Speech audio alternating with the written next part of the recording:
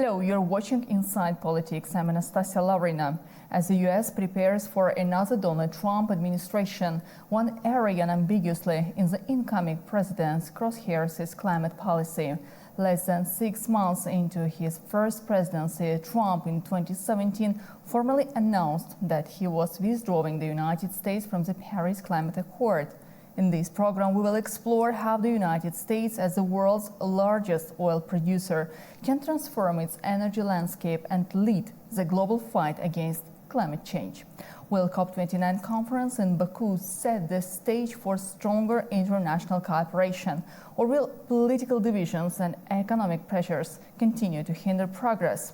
Joining me now from the United Kingdom is Klaus Jorgens, political analyst and communication strategist, Economy First Limited, London. Welcome to our program. Well, thank you very much for having me. Pleasure. Thank you so much. With the Donald Trump victory in the presidential election, how do you foresee the future of the US climate policy? Do you anticipate a return to deregulation, or will there be any shifts in approach? Well, it's a very tricky question. I'll try to be brief. I want to mention the CEO of the French giant Total, who here in the United Kingdom a few days ago, accompanying the elections, warned that the United States, if there is a newly re-elected President Donald Trump, would be like a climate Wild West. Now, I could not have made a better keyword or headline. What does he mean by this? Before the elections, Donald Trump said that basically, in his words, he is going to tear up the regulations about methane or other emissions.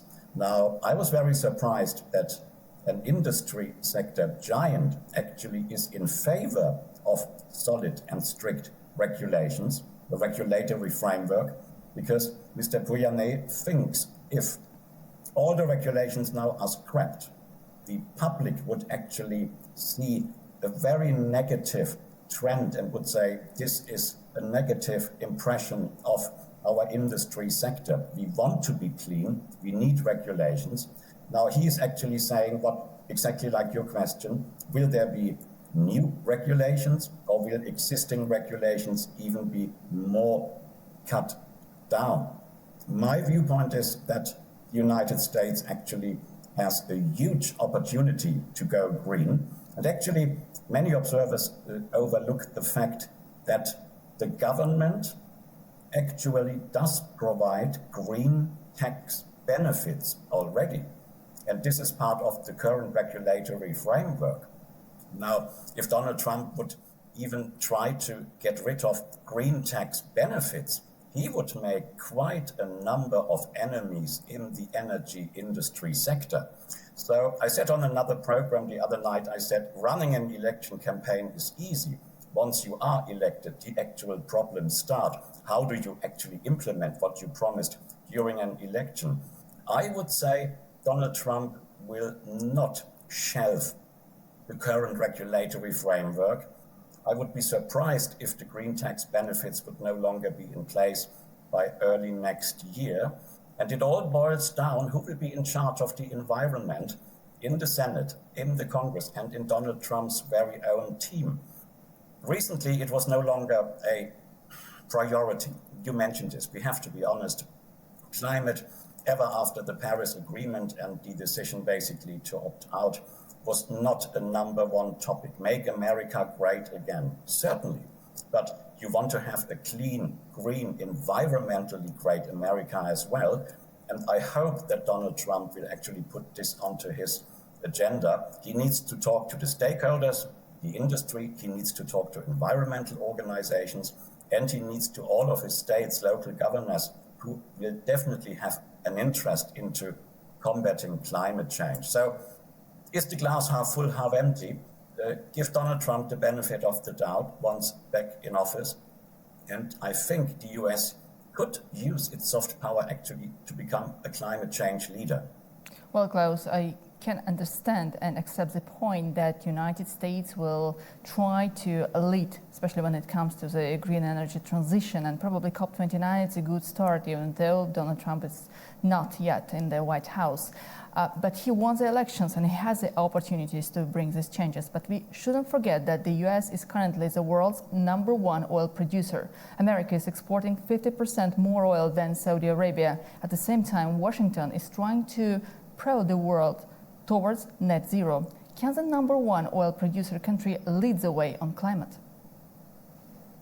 Why not? I don't think that this is a contradiction. In the run-up to COP29 in your fine country, Azerbaijan, there were some critical voices who actually say when you are a huge energy producer yourself, be it gas or be it oil or what have you, how can you talk about climate change? Exactly then do you have to talk about climate change. I don't see it as any contradiction to be the #1 oil country, so to speak, and at the same time, in international relations, make sure that there is a pathway to a clean and green global environment. I don't see any contradiction. Secondly, if I still have time, America must invest into, until recently alternative, now soon mainstream, other forms of energy. We have to talk about solar, we have to talk about hydrogen, you have to talk about alternatives including wind. These are key green energy providers. Now, this is possible to do both.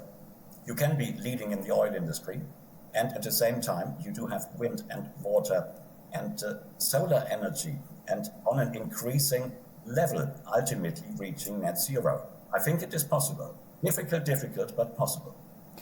We should not forget also about the articles which were published by some Western media, including the Washington Post, where Azerbaijan was positioned as oil and gas producing country, which, as they think, it's quite strange that Azerbaijan will have COP29 this year. So from your point of view, I can understand that some powers may decide to politicize the preparatory process itself rather than to think more about cooperation and green energy transition, right? Absolutely. I read a comment by, I believe it was the government, your own government in Baku, via a press statement mentioning that except for Switzerland, each and every previous COP host nation somehow has something to do with energy production. Nothing wrong with Switzerland, but if I'm not wrong, this was the exact quote. Even the United Kingdom, even the United Kingdom has this experience. Yes, of course, we go back to Glasgow. Yes, United Kingdom, of course, has this the same experience. Now, what we face here is a number of actors in different countries who simply can't get over the fact that it is this year Azerbaijan, a democracy, a modern nation, who actually will become a front runner in combating climate change. There is a kind of competition going on. This is from the side of a number of political actors outside of Azerbaijan. But at the same time, unfortunately, we have a problem with mainstream media outlets in some countries, including here from where I speak, the United Kingdom. I just give you the last headlines hours before the vote. The dark last days of Trump's campaign. Trump has poisoned US democracy. Britain's hope for Harris win. I mean, basically, it was the Democratic Party machinery manipulating mainstream media. Then we go to Germany, we go to smaller countries like Austria and in France. It is amazing. Of course, you can talk about what is going on in another country, but you should not interfere in its own decisions. And there is a kind of hate movement against Donald Trump. And unfortunately, with regards to COP29, there are certain actors outside of Azerbaijan who somehow are jealous about the success story behind Azerbaijan's plans to going green and the investment which is coming. And again, Azerbaijan being a producer and exporter, but still has adopted a green, clean energy strategy. It is possible. Well, another question about COP29. How COP29 can help to accelerate the implementation of climate adaptation and mitigation strategies globally? Thank you for this question. I had the absolute pleasure to revisit Shusha for a global media forum some months ago. And of course, COP29 always popped up. It is logical, many questions and many discussions. And what I took home from there is the summary of a totally new approach behind COP, not only to meet as a conference of parties and to discuss lengthy declarations, what have you, and perhaps none of them will actually ever be implemented. Azerbaijan, if I understand it correctly, think about the 10 small island nations, which, if the water levels in the ocean rise, will simply disappear.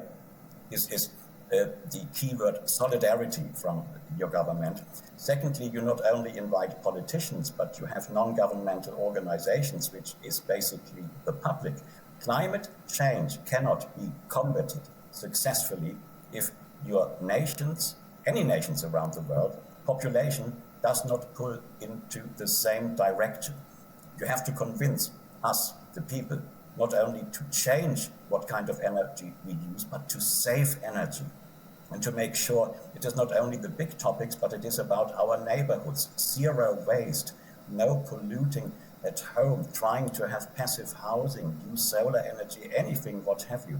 And if I understand it correctly, then COP29 tries to achieve exactly this, global solidarity, bringing the message across not only to politicians, but to industry, other stakeholders, and the public, and so importantly, young people.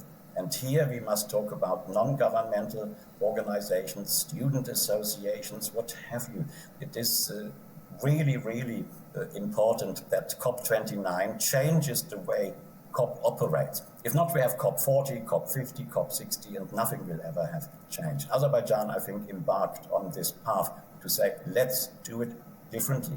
And I'm very, very happy as a commentator about that.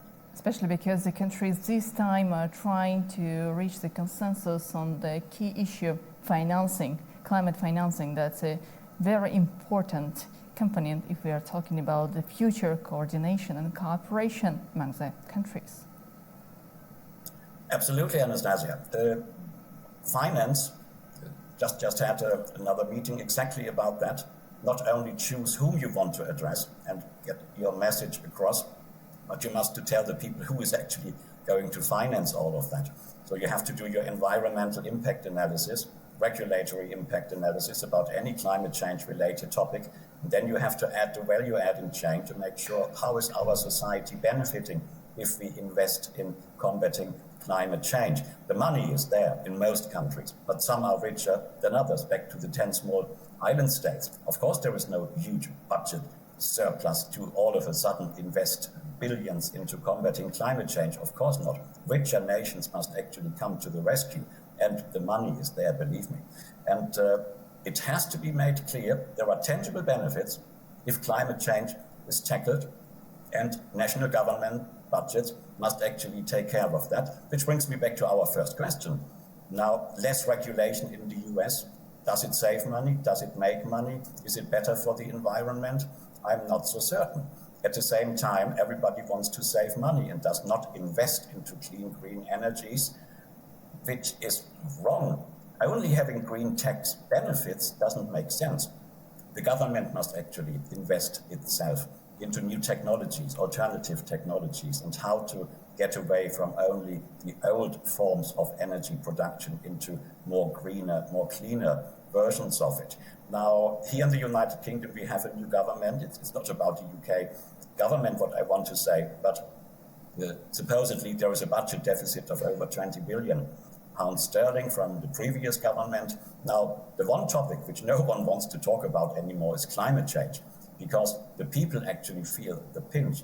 High inflation, people have difficulty making ends meet, and you have a war situation here and there. It is amazingly difficult to convince the voters that climate change needs investment from the side of the government. So yes, without finance, it doesn't make sense. So Azerbaijan should literally tell all the COP parties that please earmark substantial parts of your budget, if you can, for combating climate change, that when we meet in next year, COP30, actually we see tangible benefits. Even if it's only small tangible benefits, it doesn't change overnight.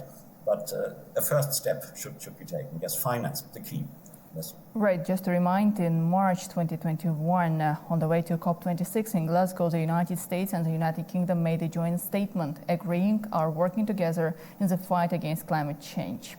Just to remind about this, and my last question, what role do you think emerging economies will play in these transitions, especially in balancing economic growth with climate action?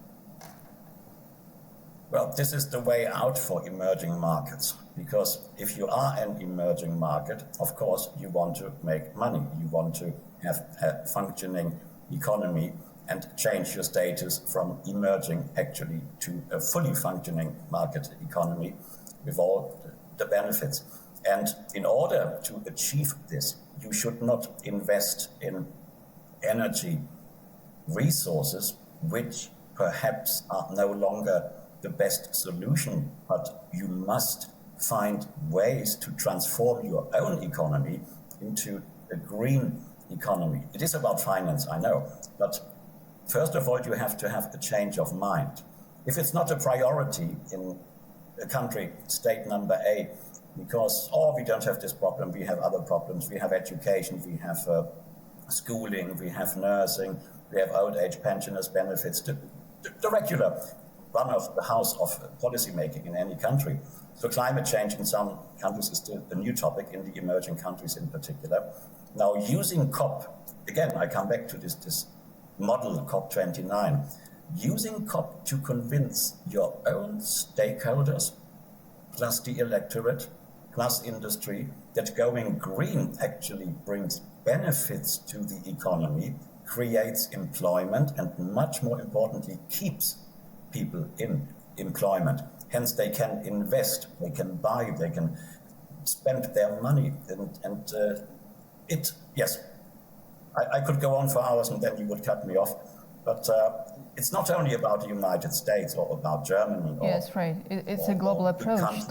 It's a global approach to what we have to be achieved. Yes.